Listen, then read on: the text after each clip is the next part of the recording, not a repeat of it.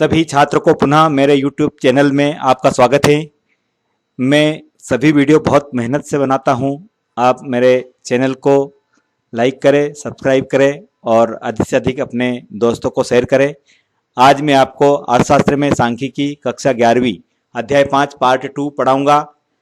पहले मैंने अध्याय 5 का पार्ट 1 पहले वाले वीडियो में आपको पूरा बताया था। अब मैं इस वीडियो में केंद्रीय प्रवृत्ति की माप का पार्ट 2, क्योंकि अर्थशास्त्र का यह अध्याय बहुत बड़ा है इसलिए इसको 2 भागों में बांटा गया है।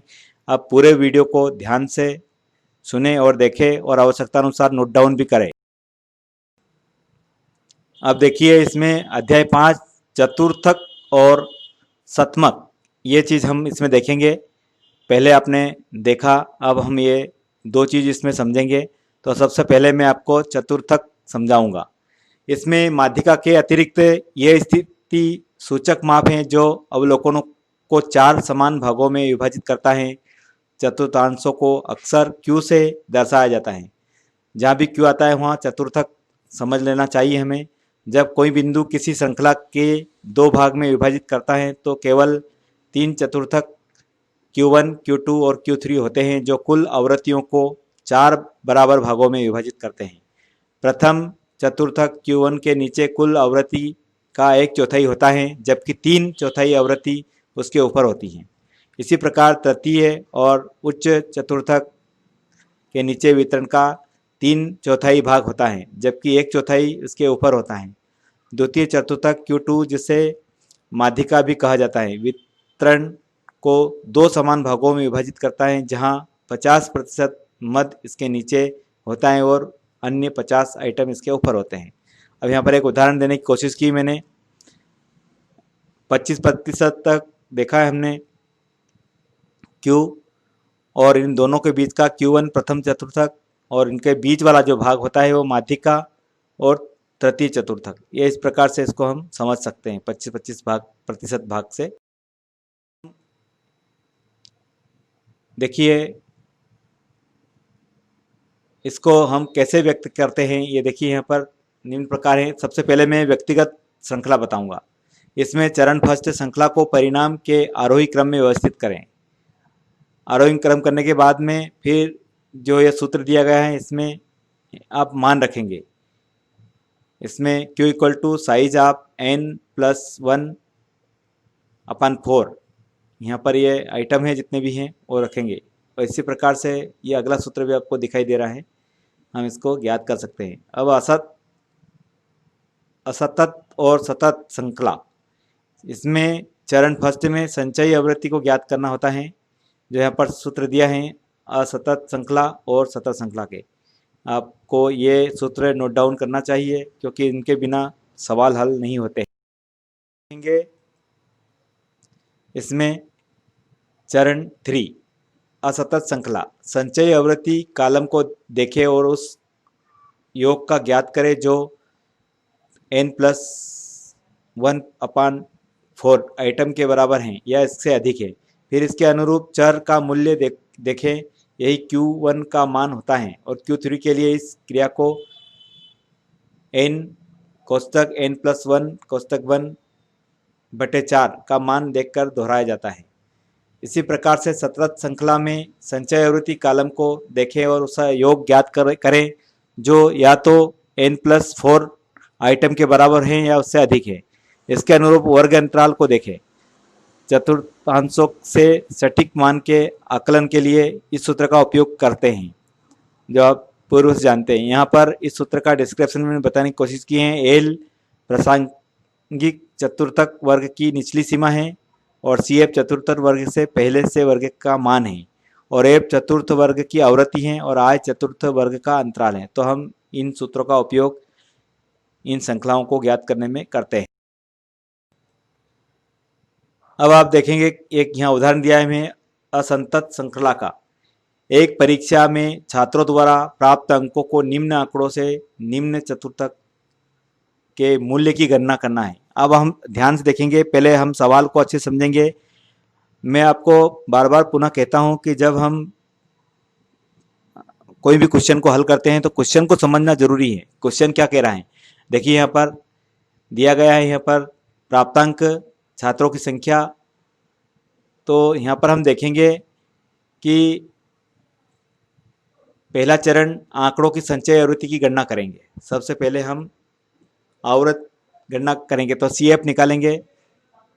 CF में आप देखेंगे कि इनकी आवृत्ति जुड़ती जा रही है। इधर 5 + 17 + 23 + 11 + 26 + 33 ऐसे करके ये यहाँ पर बढ़ते हुए हैं।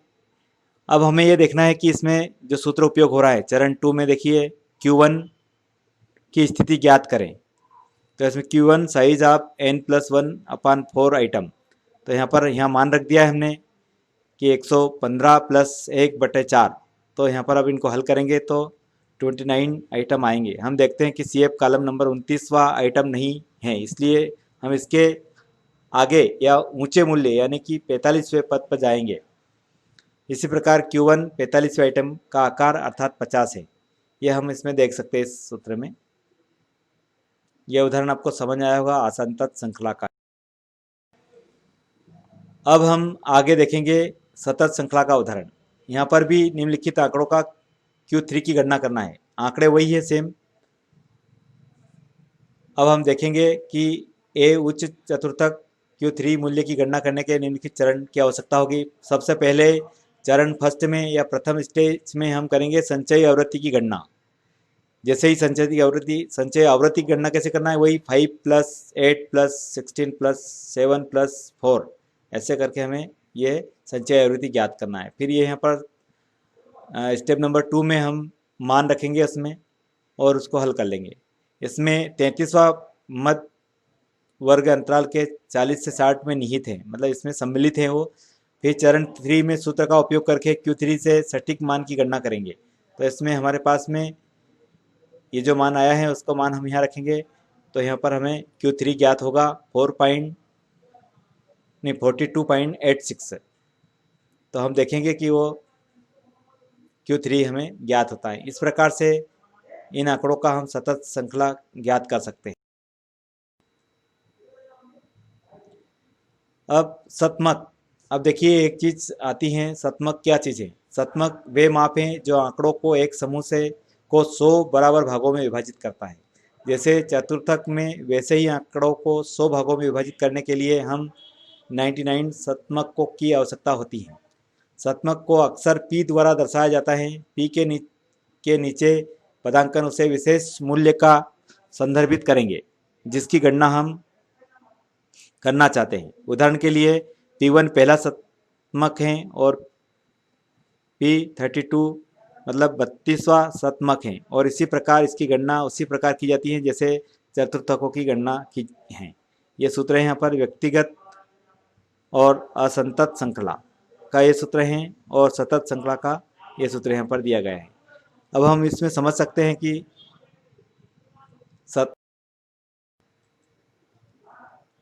अब हम आपको सतमक प्रतिशत के भिन्न जबकि प्रतिशत 100 में से अनुपात का प्रतिनिधित्व करता है। सतमक हमें बताता है कि आंकड़ों का क्या प्रतिशत किसी विशेष स्तर से नीचे आता है। उदाहरण यहाँ पर दे रहा हूँ, देखिए ध्यान से। उदाहरण के लिए यदि किसी छात्र को कुल 300 अंकों की परीक्षा में से 80% अंक प्राप्त किए हैं, तो इसका मतलब ये है कि उसका स्कोर 216 है। यद्यपि उसने 80 सतमक अंक अर्जित किए हैं, इसका मतलब है कि उसका स्कोर परीक्षा में बैठने वाले सभी छात्र 80% के स्कोर से बेहतर है। अतः हो सकता है कि उसने 100 अंक प्राप्त किए हो, लेकिन 80% अंकों से उससे नीचे अंक प्राप्त किए हैं। इसका तात्पर्य है कि प्रतिशत एक निरपेक्ष मूल्य है जबकि सतमक एक सापेक्ष मूल्य है।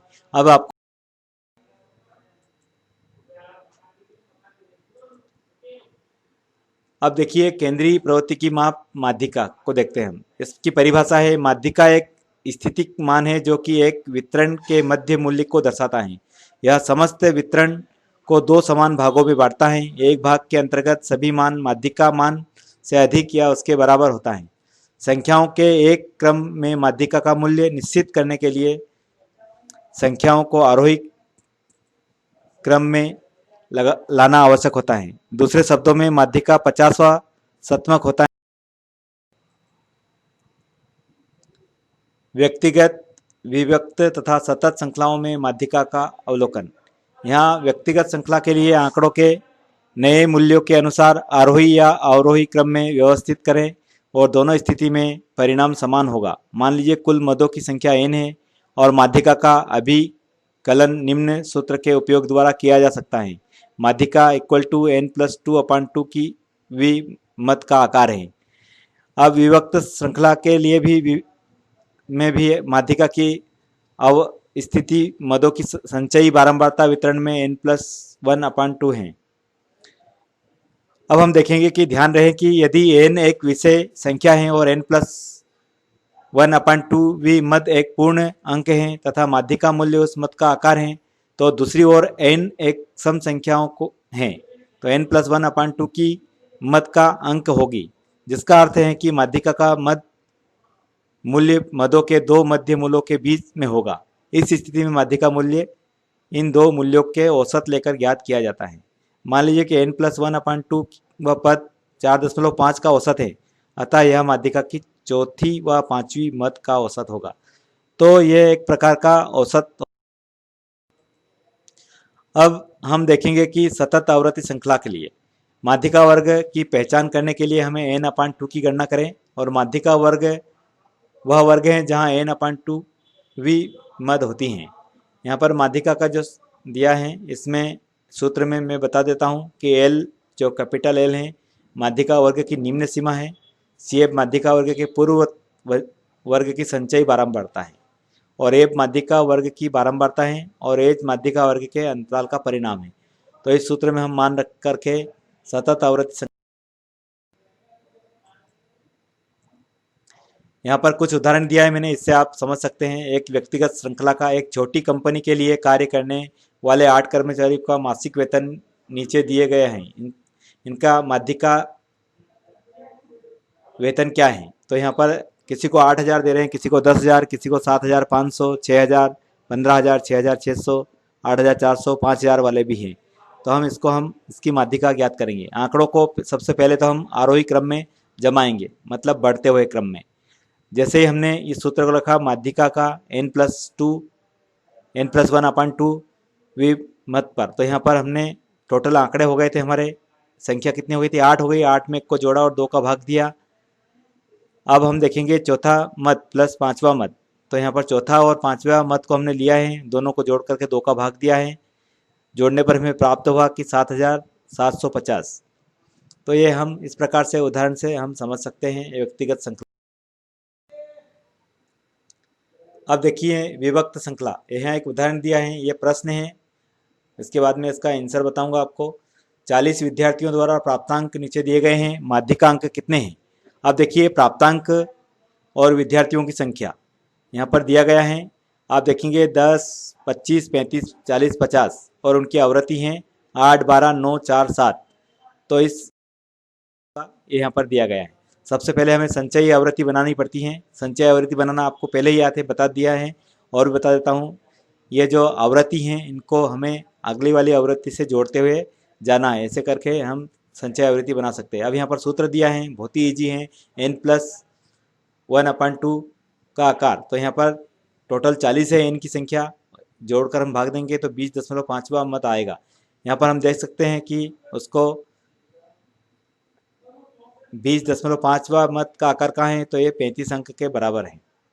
अब हम देखेंगे कि n+1/2 की मद की संख्या संचय आवृत्ति का तदनुरूप मान को 2 आंकड़ों में लिए माध्यिका कहते हैं।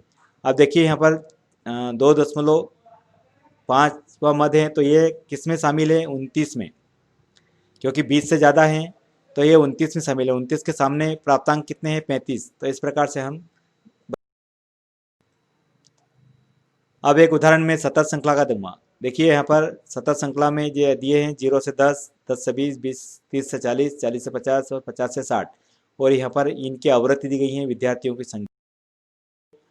यहाँ पर इसमें भी संचय आवृत्ति बनाना पड़ती है हमें, क्योंकि संचय आवृत्ति पता चलता है कि वो आंकड़ा किस जगह आ रहा है। माध्यिका L प्लस कोष्टक n/2 माइनस CF मतलब संचय आवृत्ति गुणित H। यहाँ पर देखिए फिर से बता रहा हूँ, L क्या है? माध्यिका वर्ग की निम्न सीमा है, सी एफ माध्यिका वर्ग की पूर्ववर्ती वर्ग की संचयी बारंबारता है और एफ माध्यिका वर्ग की बारंबारता है और एच माध्यिका वर्ग के अंतराल का परिणाम है। तो यहाँ पर हम ये जो दिया है इसमें मान रखेंगे 10 + 20 - 10 अपन 15 × 10 हम हल करते हैं तो 16.67 आता है। अब 16.67 हमारा जो मान आया है वो किस में शामिल है ये हम अच्छे से देख सकते हैं। तो ये उदाहरण आपने नोट करना चाहिए इस प्रकार के उदाहरण को, और ये सेव कर सकते हैं कि बहुलक अर्थात एक ही अभिकलन, बहुलक परिभाषा बहुलक या बहुलक मान मदों की श्रृंखला में वह मान है जिसकी बारंबारता सर्वाधिक हो, मतलब बार बार ज़्यादा आता हो, उसको एम के द्वारा निरूपित किया जाता है। व्यक्तिगत श्रृंखला, विभक्त श्रृंखला, ये बहुलक में भी इसी प्रकार से हम बता सकते हैं आपको। बहुलक जो बारंबारता उसकी अधिक हो उसे बहुलक। अब हम देखते हैं सतह श्रृंखला। यह बहुलक वर्ग की सर्वाधिक बारंबारता वाला वर्ग है। सतह श्रृंखला के बहुलक की गणना करने के लिए निम्न सूत्र का उपयोग करते हैं। आप देखते हैं यहाँ पर इस सूत्र में एल बहुलक वर्ग की निम्न सीमा है और D1 बहुलक वर्ग की बारंबारता और बहुलक वर्ग की पूर्ववर्ती के बीच का अंतर है और D2 बहुलक वर्ग की बारंबारता तथा बहुलक वर्ग के परिवर्ती वर्ग की बारंबारता के बीच का अंतर है और H वितरण का वर्ग। इसमें देखेंगे व्यक्तिगत श्रृंखला। एक यहाँ उदाहरण दिया है कि गणित में 20 विद्यार्थियों के प्राप्तांकों के आंकड़ों को निम्नलिखित हैं, इनके आधार पर बहुलक की आकलन करो। अब हम देखेंगे कि यहाँ पर सबसे ज़्यादा संख्या कौन सी आ रही है। 20 कितनी बार है, 30 कितनी बार है, 34 कितनी बार है, 80 कितनी बार है। तो यहाँ पर सबसे ज़्यादा आपको देखने को मिलेगा 33 कितनी बार है, 1 2 3 4 5 बार आया है। तो ये ज़्यादा बार आवृत्ति हुई है, तो ये उसका आंसर हो। अब हम देखेंगे विविक्त श्रृंखला। विविक्त श्रृंखला में मदों के मूल्य के बारंबारता के साथ क्रमानुसार दिए गए हैं, अतः मद की बारंबारता सबसे अधिक होगी, वह वितरण बहुलक होगा। उदाहरण के लिए नीचे दिए गए आंकड़ों के आधार पर किसी फैक्ट्री में श्रमिकों की मजदूरों की बहुलक ज्ञात करना है। तो हम वैसे कह सकते हैं मजदूर है, नीचे श्रमिक है, तो सबसे ज़्यादा श्रमिक कहाँ पर हैं, श्रमिकों की संख्या, और तो 40 हम देखेंगे। 40 के सामने कौन सा है, 70, तो सबसे ज़्यादा मजदूरी 70 रुपये हैं। हम देखेंगे उसमें 40 मजदूर हैं। तो यह हम विभक्त श्रृंखला को देखने से ही पता चल जाता है कि सतह श्रृंखला, इसमें ये सूत्र दिया गया है। इसमें F1 बहुलक वर्ग की बारंबारता है, F2 बहुलक वर्ग की परवर्ती वर्ग की बारंबारता है और F0 बहुलक वर्ग की पूर्ववर्ती वर्ग की बारंबारता है। H वर्ग का आकार है। यहाँ उदाहरण दिया है, निम्नलिखित सारणी किसी गांव में 150 खेतों में गेहूं के प्रति किलो पैदावार को दर्शाता है। बहुलक उत्पादन पैदावार की गणना करना है। तो यहाँ पर एक दिया है, पैदावार दिया गया है, यहाँ पर खेतों की संख्या दी गई, तो इसको मैं ये यहाँ पर दिया गया है। अब देखिए हम इसमें जो स्टेप दी गई हैं उसमें सबसे पहले हमने जो 5 और 9 को जोड़ते हैं, ऐसे दो दो के पैर बनाकर हम करते हैं। अब यहाँ पर एक पैर नहीं बना, हमने अंडरलाइन करा है। लास्ट तक जो संख्या बड़ी आती जाएगी उसको हम अंडरलाइन करते जाएंगे और लास्ट में हम देखते हैं कि किसके बीच में है। तो हम यहाँ देखेंगे इस सूत्र में मान रखेंगे तो F1 का मान 40 आया, F0 का मान 30, F2 का मान 32 और हम इस सूत्र में हल करते हैं तो 63.6 kg होता है। अब 63.6 kg होता है। तो ये जो पैदावार है किसके बीच में है आपको स्पष्ट है इसमें दिखाई दे रही है। ठीक है। अब हम देखते हैं बहुलक का आरेखीकरण। ये ग्राफ द्वारा बनता है, ग्राफ पर बनता है, जो पेपर आता है ग्राफ पेपर, उस पर हम बना सकते हैं इसको। उसी उदाहरण को यहाँ पर बताया गया है, ये बहुलक ग्राफ पेपर पे हैं। ये खास करके आपको प्रैक्टिकल करना ही पड़ेगा जब जाके ये सब। धन्यवाद सभी छात्रों को। पुनः मैं आपसे आग्रह करता हूँ कि मेरे चैनल को लाइक करें, सब्सक्राइब करें और वीडियो को आपने वॉच करा देखा इसके लिए धन्यवाद।